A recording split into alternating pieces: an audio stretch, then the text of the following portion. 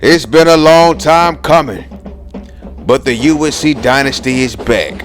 Finally, I've been trying to get back on this for a long time now. I've been so focused on the Alabama State Dynasty, trying to build up that I almost forgot about the USC Dynasty.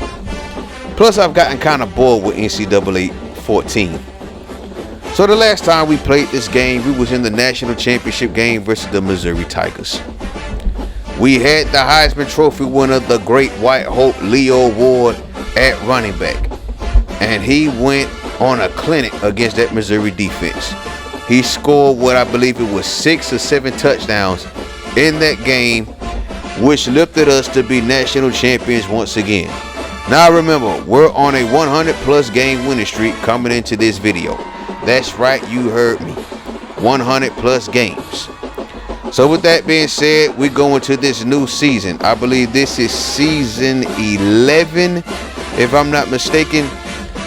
But we got a lot of people leaving. As you see here on the list, John Simmons is gone, predicted to be a 6th-round pick. Look at, that's Pat Myers, that's Brandon Dixon. Brandon Dixon is probably the greatest cornerback in the history of USC football now. Adoree Jackson ain't touching him at all. And then you got Freeman down there. He was amazing as a free safety. Played all 4 years as a starting free safety.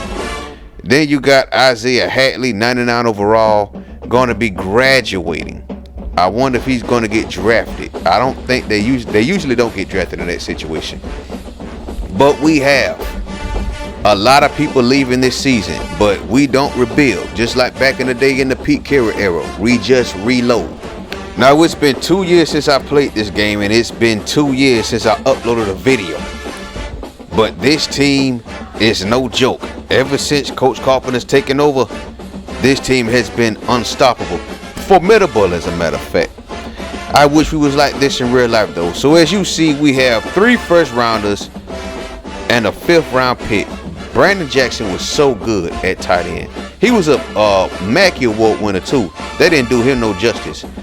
So here goes our class going into season 11, I think it was. I forgot. We only have 1 5-star, and that's Trevor Patterson. He's a 5-star, but we're already loaded on the offensive line. He's 6'4", he weighs 268. So what we're going to do with Trevor Patterson is we're going to make him a fullback to start off his freshman year. We're going to come into this season with the biggest backfield in the history of college football, and you're going to find out why shortly. So as you see here, we now have instant commit. We have a lot of players that already committed to us before the season even starts. We start off this season as the #1 team in the country. Florida State, Alabama, and surprisingly the Navy midshipmen and Arkansas round out the top 5. So we go into this new season. We've lost a lot of players, but we have a lot of players that are still there. A lot of players that are looking to make names for themselves. You're going to find out shortly. Our wide receiver core is top notch, best in the country. This right here is our new starting cornerback, Antonio Sears, red shirt junior, 6'6", 211. He's got an arm too, 93 throw power, 91 accuracy, 94 overall. So our first game of the season, so this is the 2021 season. I believe this is season, so take that back. This is actually season number 9. We're going into season 9. It's the 2021 season. We are in Pullman, Washington, taking on the Washington State Cougars. So there goes the kickoff, waiting forward. It's the man all the way from Compton, straight out of Compton. Is a crazy cat by the name of Santana Perry, taking that ball up the left side and gets taken out of bounds at the 40-yard line. There goes our Heisman Trophy winner. Surprisingly, he came back for his senior season. But we have plenty of horses in the stable. We got Leo Ward. We have the commissioner, Brian Gordon, who's back for his sophomore season. And eventually, we're going to show you this big true freshman that we got as well, who is part of this new class. So here goes a toss play right here. Antonio Sears pops it to Leo Ward, and he got tackled in the backfield. That's like a 4-yard loss right there. It's 3rd and 14 now. So we're in the 4 wide receiver set. It's a play fake to the commissioner, Brian Gordon, who's an impact player, and we find Stanley Morales up the middle for a first down, a gain of 25 yards. Stanley Morales is a guy that can make big plays for us downfield. The man is an amazing wide receiver. So we do a toss play once again. We're going back to Leo Ward, the great white hope, and he gets nowhere. That's a 5-yard gain. It's manageable, though. So we go 2nd and 5. So this time we got our guy coming out from Greenville, Alabama. That's David Stevens with the dreads right there, number 3. He goes nowhere, though. That's just a gain of 1 yard. So it's 3rd and 4. There goes Sears stepping back to pass. He pops it, and that pass is picked off. Look at Clement making a play right there. And then Washington had to bring him down. First turnover of the season for USC, and there's great momentum for the Washington Cougars as they take on the number 1 team in the country. Not the way we want to start off the drive. So now here goes Washington State. There goes Lily finding Hall. He gets tackled in the backfield. We have ball hawks and swarmers all over this defense. So now we're in a man cover 2 situation. Look at Lily stepping back to pass, pops it, and he finds Alexander, but he's tackled short of the first down marker. That was 3rd down. They're forced to punt. We got the ball back. Now we're going back to Leo Ward. Look at him going up the gut. Look at Trevor Patterson, the fullback, number 40, leading the way. 1st and 10 for the USC Trojans. 5 yards to carry so far for Leo Ward. This time we're going up the middle to our new starting tight end. That's Richie Rich Peters. 16-yard gain. We have a tradition of tight ends that we want to keep up. We have 3 Mackey Award winners in this program since we taken over it. So there goes Sears finding Smith. Kenneth Smith right there. Red shirt freshman, and he's dangerous. I mean, take that back. He's a sophomore, my bad. And then there goes Tyler Stewart, the man from Louisiana, rocking that number 1 jersey.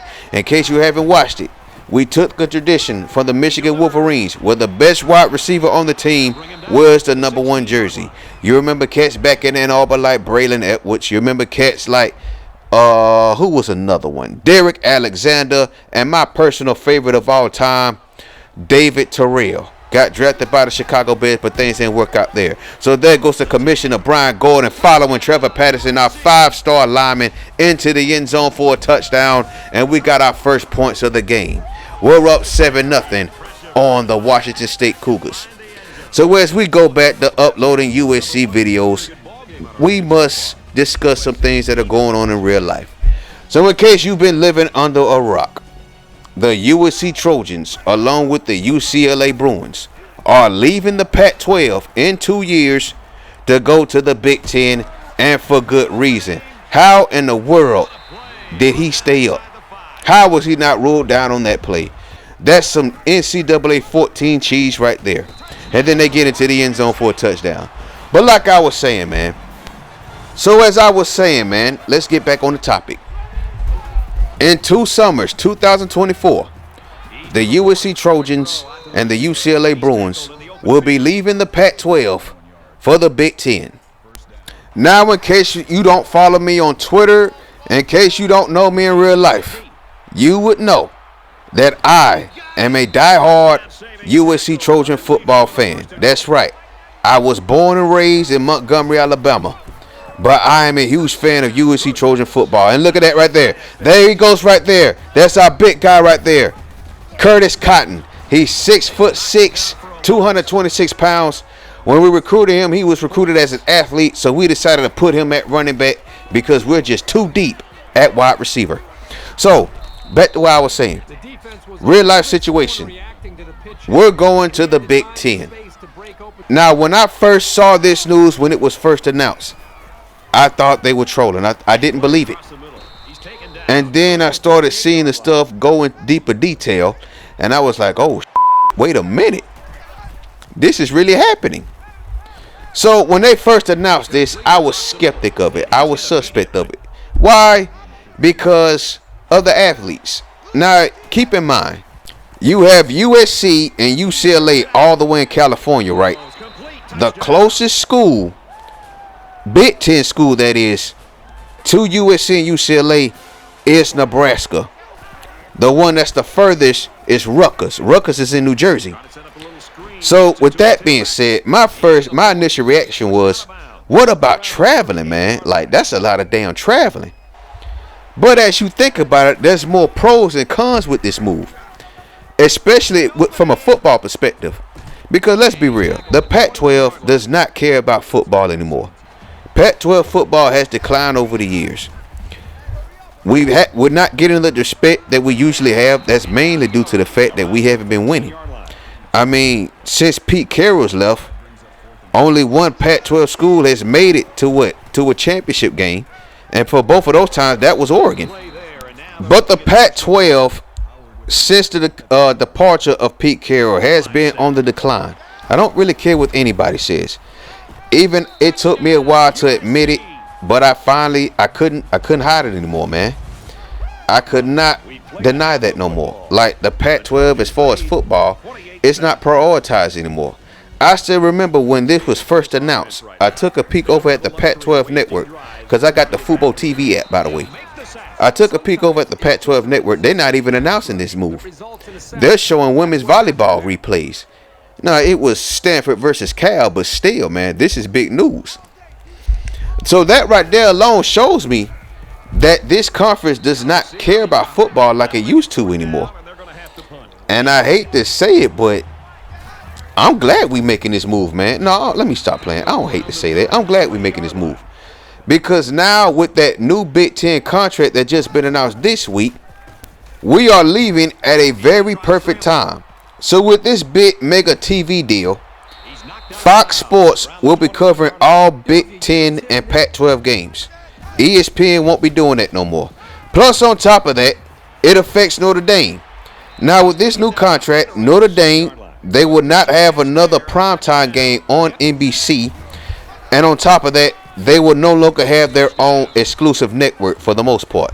There goes Curtis Cotton again, the big 6'6", 226-pound running back out of West Virginia, by the way. We recruit all over the country, man. It's crazy how good we are. So let's go back to the Pac-12, and now we're going to get on the commissioner, Larry Scott. Larry Scott should be ashamed of himself. All this is happening because of him. First and foremost, the scheduling of TV games. You had us playing on Thursday nights, Friday nights, which is just atrocious. USC fans hated it.